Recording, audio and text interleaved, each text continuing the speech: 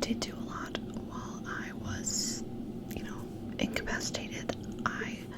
Is that the right word? I don't know.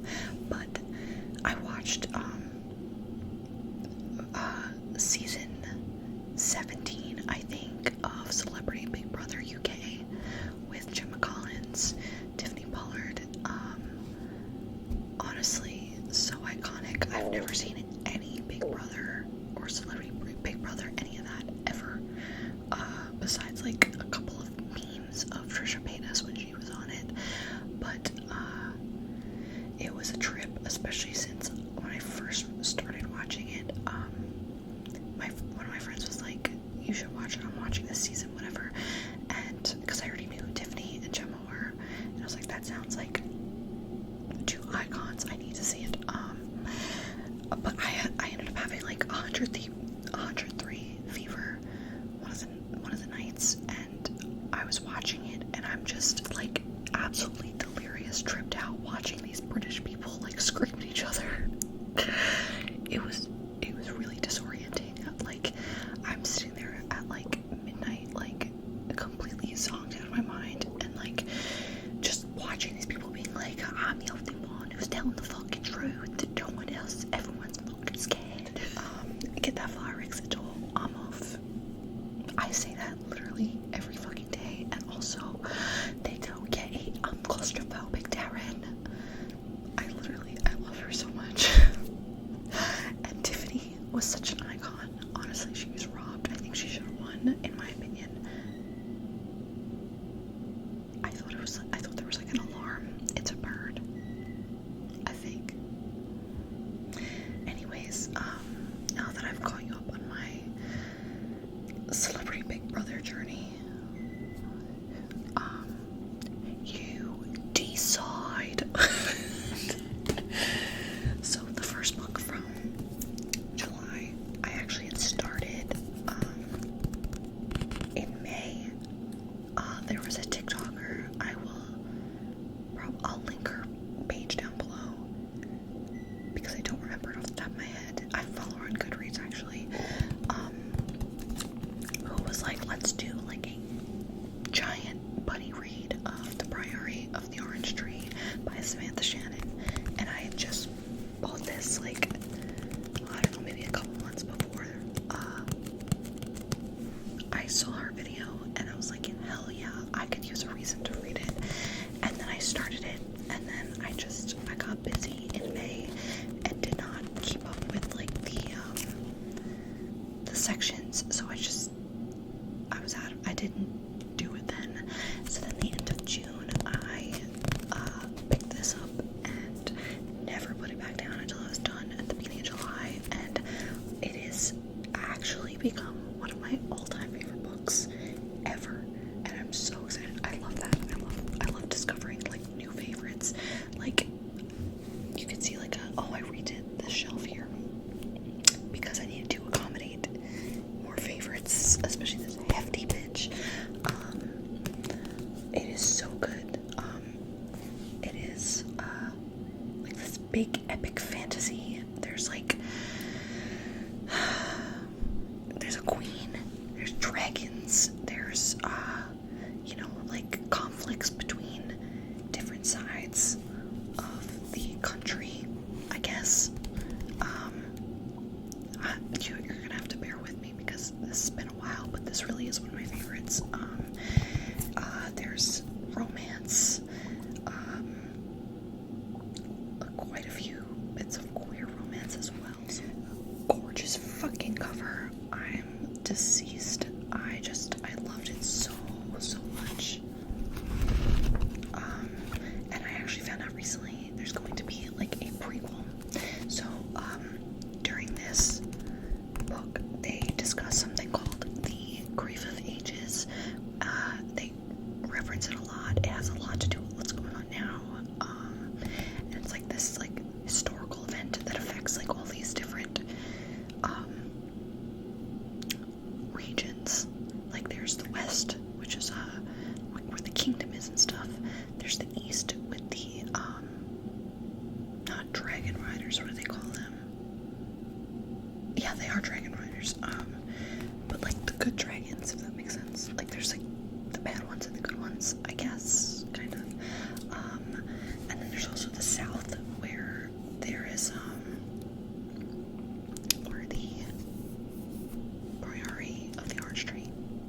Sunrise.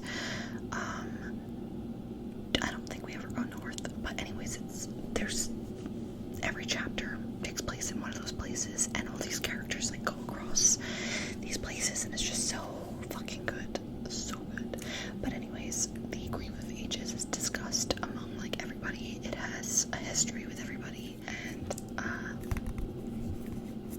so that's what the prequel is going to be about. I think it's going to be a little bit longer than this, and more like I think they said it was going to be more like political or something, because there's a lot of like different politics and, you know, discussions on like the queendom and everything. Like, it's a lot. But I highly fucking recommend it, even if you have to take it slow. There's actually sections, which is how they broke it up in the that group read. Like, so if you need to read it that way, you definitely can. Where is it? I know it's somewhere. What was it? Yeah, so like the first section is like 250 pages. So like you could read it, take a break, read it, take a break. I did that at first, and then I couldn't take any more breaks. So I needed to just know, you know. Amazing, iconic. She's everything to me. And honestly, when I took this off my shelf, it tempted me to want to like reread it, and that's insane because it's huge, and I have so many other books to read right now. So next, I also read Italian Folk Magic by Mary Grace Ferrone. Rose Kitchen Witchery. Mary Grace is an Italian folk practitioner, and she also has a YouTube channel. Love her. And this just is like a basis to Italian folk magic. I love the way she talks about her family's traditions and like things like that, and I thought it was really interesting. So if you're interested in learning more about Italian folk magic, I do recommend this book. Did a lot of tapping in here, as you can see. Just things I wanted to reference. I feel like whenever I read like a spiritual type of book, something that pertains to like my spirituality, things are falling, I always get like, not like weird, but like I don't know how to talk about it, because it's always something that's like so personal to me. It's not something I'm ashamed of necessarily, or at all. Like, it's just something that's like, okay, this is for me, you know? So, there's not much else I can say about this, because it's just good. I liked it. I think she's great. It's actually just kind of funny too in it. And I definitely enjoyed. I will link her YouTube channel below if I remember to. Bitch, I'm looking at you. Do it. But yeah, a short, sweet read. I am interested in reading more Italian folk magic books. I had previously read a lot of Wicca books, which is fine, but I'm trying to branch out a little bit more in like my readings. So that was a quick one. Next, okay, you probably heard so because I just accidentally pulled it up, but my most anticipated fucking book of the year. Finally read Book Lovers by Emily Henry, and bitch, this just like absolutely solidified. She is one of my favorite authors of all time. Really loved it. I feel like I've talked about this in like multiple videos now, because I don't know, I feel like it came up a few times already, but it's about Nora, who is a literary agent, and she has like a nemesis, kind of like a enemy. It is like enemies to lovers, named Charlie. I forgot his name for a second. How dare I? And so Nora and her sister Libby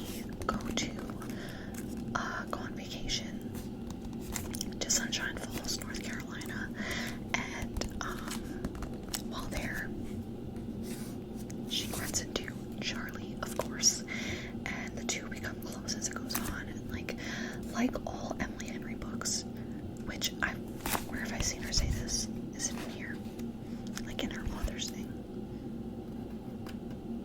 No, it's not, but I think it's like somewhere online. She has said, like, I write books about families and relationships, something like that. So there's like Nora and Charlie both have like complicated family histories, and like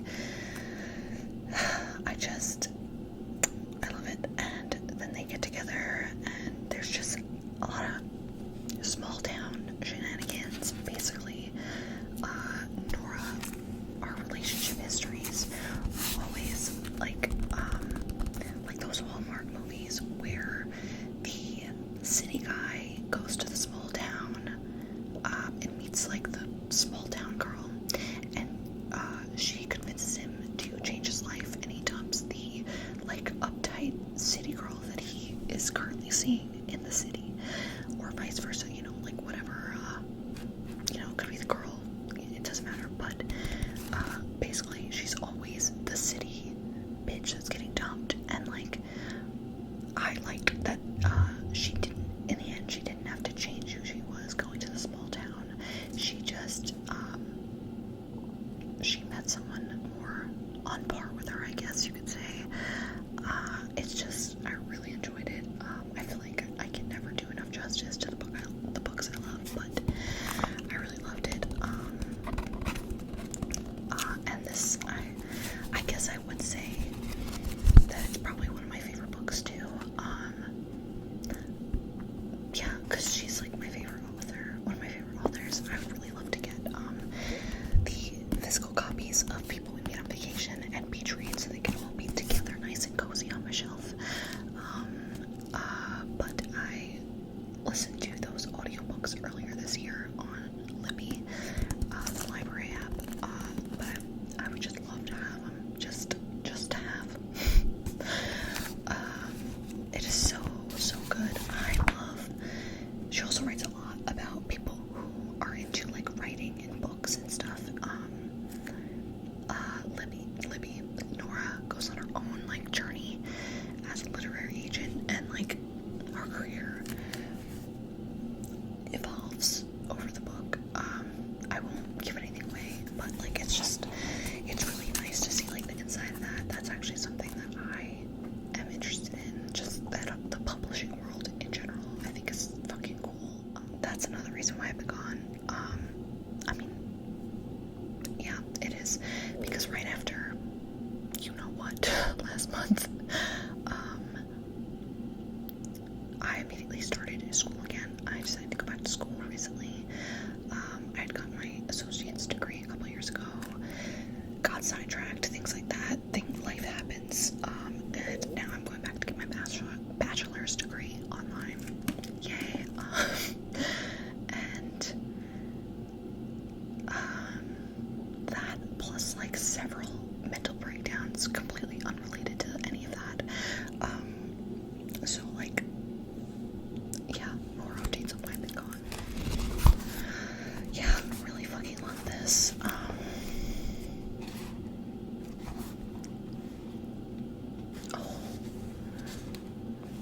And I've been underlining in books now, and I feel very liberated by that. Let me read one quote for you. That I underlined. Some books you don't read so much as live. Chef's kiss. So true. So true, bitch. So on to my last book, which is the book I read in that weekend little mini staycation I had, and that is Summer of Salt by Katrina Leno. It is magical realism. It's about these, I think they're twin sisters, if I'm not mistaken. And they come from like a long line of family who has magical powers, but it's very like low-key, which is like pretty much like magical realism. Like they're not like waving wands and shit, but like they're doing shit still. It is I'd say it's mostly about these two sisters, so I don't fully understand why the cover has one of the sisters and her love interest. I forget what the love interest name is. What are the sisters' names? Georgina and Mary. They live on like this island called By the Sea, and it's very, I love the vibes, like just the weather descriptions, like the smell of sea, which, wait a minute, that's the opening line that I loved. On the island of By the Sea, you could always smell two things, salt and magic. The first was obvious. It came crashing ashore in the blue waves. It sat heavy and thick in our hair and our clothes. It stained our bed sheets and made our pillows damp. The second, the scent of magic, was harder to pin down. And there's like more, but I'm not, it's just so good. I love it so much. I think the cover is cute and like, yay, queer romance, but also I feel like the love interest was not in it the whole time. She was in it enough, but like not enough to be on the cover. I feel like the cover should have been this exact thing, but with the other sister next to her. Like I don't feel that. That's just my opinion. But I didn't design it. Otherwise, I think it's beautiful. The art is beautiful. I love the colors of the waves and like the crashing waves and like their hair. And on the back, the feathers, which is a nice touch. If you read it, you will know. I definitely recommend this. I will give a slight warning, because I feel like it should be a warning for people. I don't know if there's a warning anywhere like surrounding this book. I just don't know, but there is.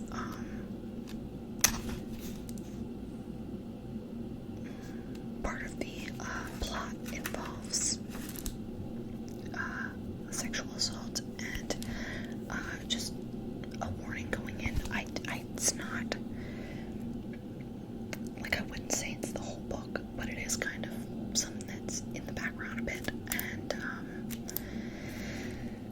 I don't know how more I could go on about that without like ruining the rest of the book, but I do want you to know going into it that that's there, so if that's not something you can handle, then don't. I wouldn't read it, and that's okay. There's other good books, but I really enjoyed it. So there's the magic, there's like family secrets, there's like this bird that's supposedly someone from their family, and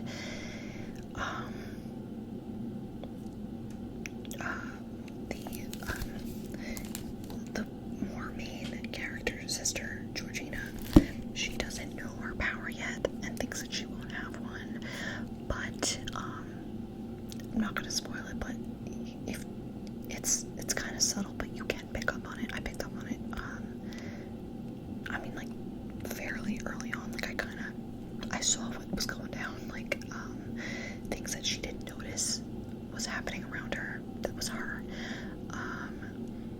So, like, I mean, like, don't feel stupid if you don't get it, but, like, I saw it happening. I don't know what I'm saying anymore. Yeah, that's